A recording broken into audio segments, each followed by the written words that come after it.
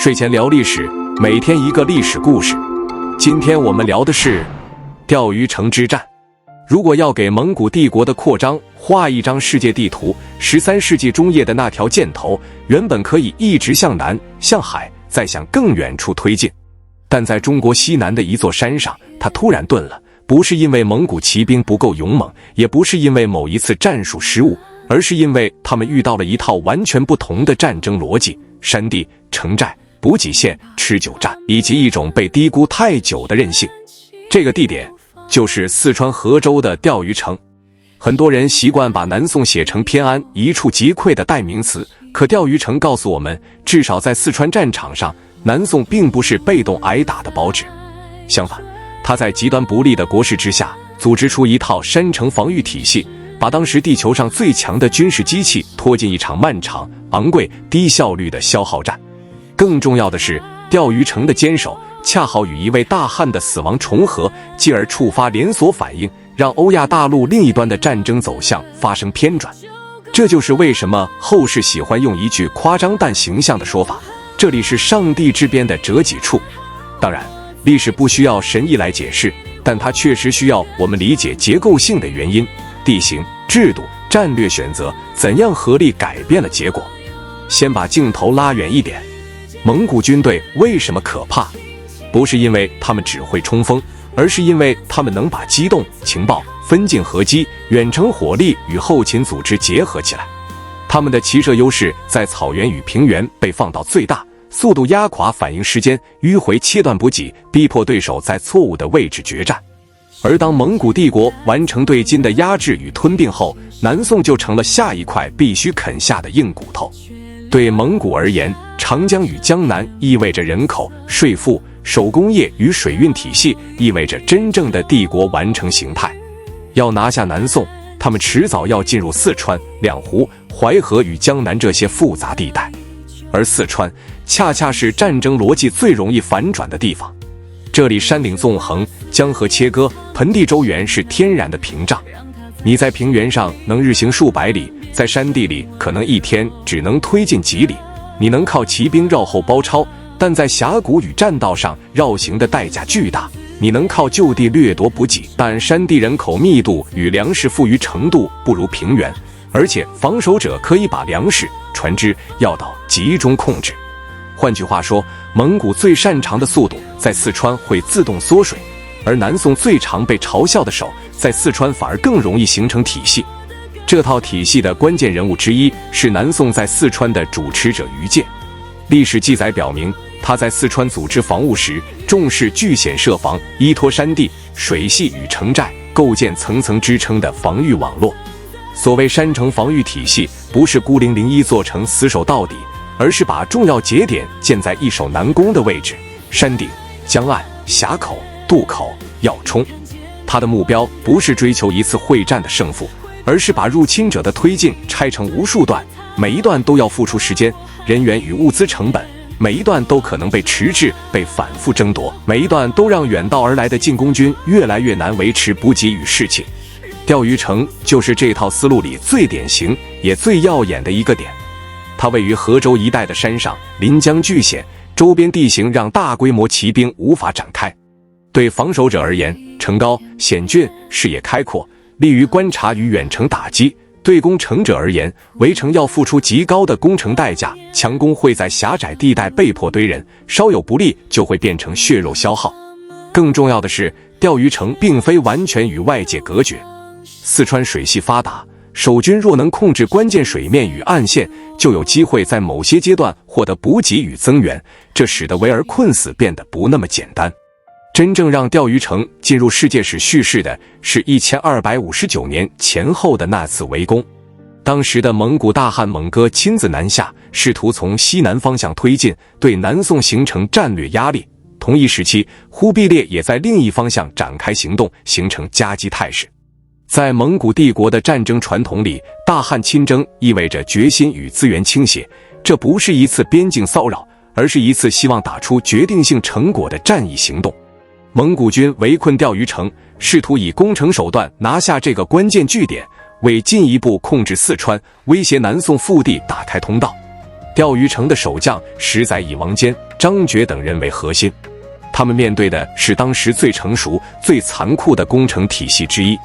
蒙古军并不缺乏工程经验，他们在欧亚大陆横扫的过程中，早已学会整合工匠、工程兵与各类投射器械，甚至能在不同战区吸纳技术人员，把攻城战打成攻城战。而钓鱼城的防守同样不是靠一腔热血，山城的城防储备、火器与守城器械的运用，组织严密的轮换与守备，针对地形设置的巨马、壕堑与火力点，都是持久抵抗的基础。你可以把它想象成蒙古把机动优势带到了山地，但南宋把地形优势变成了一整套系统优势。围攻持续的过程中，最关键的历史节点出现了。蒙哥在1259年于这次南征中去世。必须强调的是，关于他死亡的直接原因，史料记载并不完全一致，有的说法指向疾病，有的说法与作战受伤相关。我们能确定的是时间与背景，他确实在南征期间死亡，而钓鱼城之围正是这一阶段最受关注的战场之一。对蒙古帝国而言，大汗之死不是普通将领阵亡，他立刻触发最高权力的继承问题。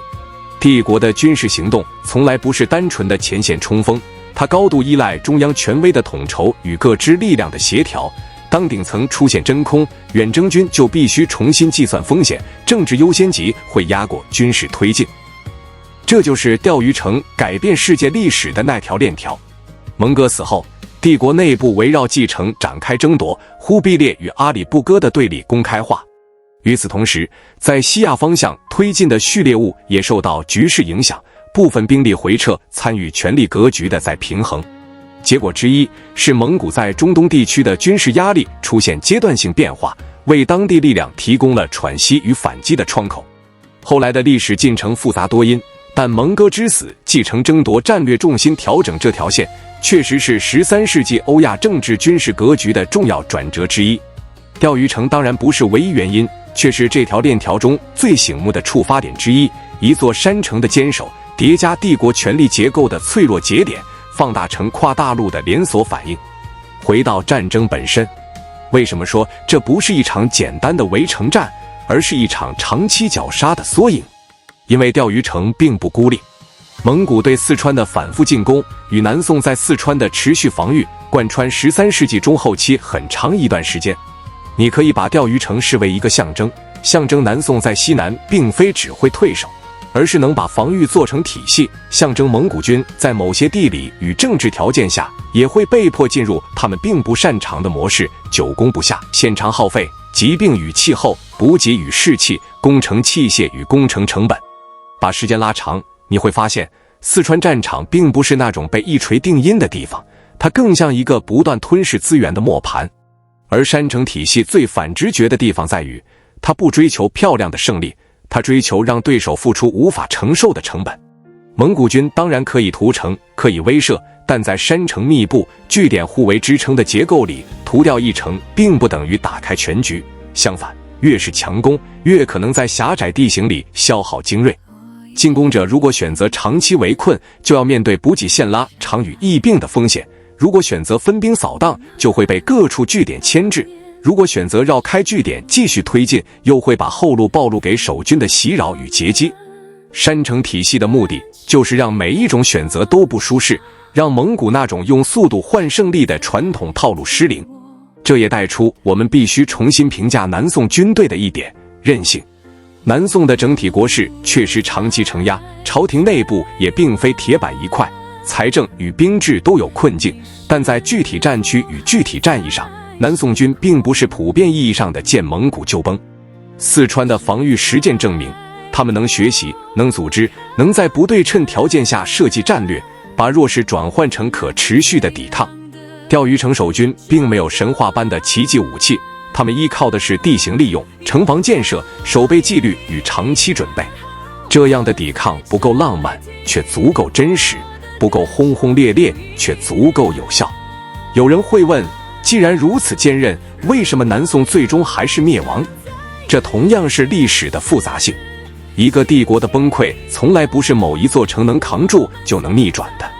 南宋后期面对的是多方向压力，是财政与军政体系的长期消耗，是战略纵深被逐步压缩，是蒙古最终完成对整个中国北方、西北与西南的整合之后，能够投入更大的资源进行持续推进。山城体系能迟滞、能消耗、能制造挫折，甚至能在某些关键节点引发帝国层面的连锁反应，但它很难单独决定一个王朝的最终命运。它能做到的是把必败叙事撕开一道口子。至少在相当长的时间里，南宋并不是被一脚踢翻的弱者，而是用尽一切办法让战争变得更难、更慢、更贵。所以，如果你把钓鱼城之战只当成大汉死在这里这种猎奇故事，你会错过它真正的意义。它的意义在于，它展示了一种以弱制强的体系化思维。它提醒我们，战争从来不只是勇气与武力的比拼，更是地理、制度、组织与时间的比拼。它也提醒我们，所谓世界史的转折，常常不是出现在最宏伟的宫殿里，而是出现在一条补给线的断点上，一次围城久攻不下的焦躁里，一个权力结构因为意外而失衡的瞬间里。最后，让我们把画面定格在那座山城上。进攻者曾经横扫欧亚，他们的马蹄生像风暴一样席卷平原，而在钓鱼城，风暴撞上山，山不会移动，城也不会因为传说而自动崩塌。守城的人并不完美，他们也会恐惧，会疲惫，会付出巨大的牺牲，但他们用一种近乎反英雄叙事的方式撑住了时间。时间就是他们最锋利的武器。这就是钓鱼城，不是神话，不是臆测，而是一段可以被史料支撑的历史经验。在最强大的进攻面前，选择正确的战场，构建正确的体系，坚持足够长的时间，就可能让看似不可阻挡的力量出现裂缝。裂缝不一定立刻导致坍塌，但它会改变走向。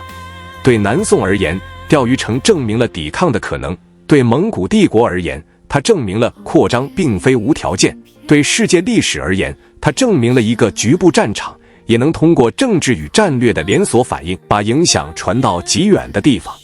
如果你下次再听到南宋软弱的一句话带过，不妨想起钓鱼城，想起那套山城防御体系，想起13世纪的世界最强骑兵曾在这里被迫放慢脚步，想起历史有时候并不由谁更强决定，而由谁更能坚持，谁更会选择，谁更懂得把环境变成武器来决定。感谢观看本期时光 Glimmers。 如果你也想拾起这段历史的碎片，请在评论区告诉我。我是每天一个历史故事，我们下期见。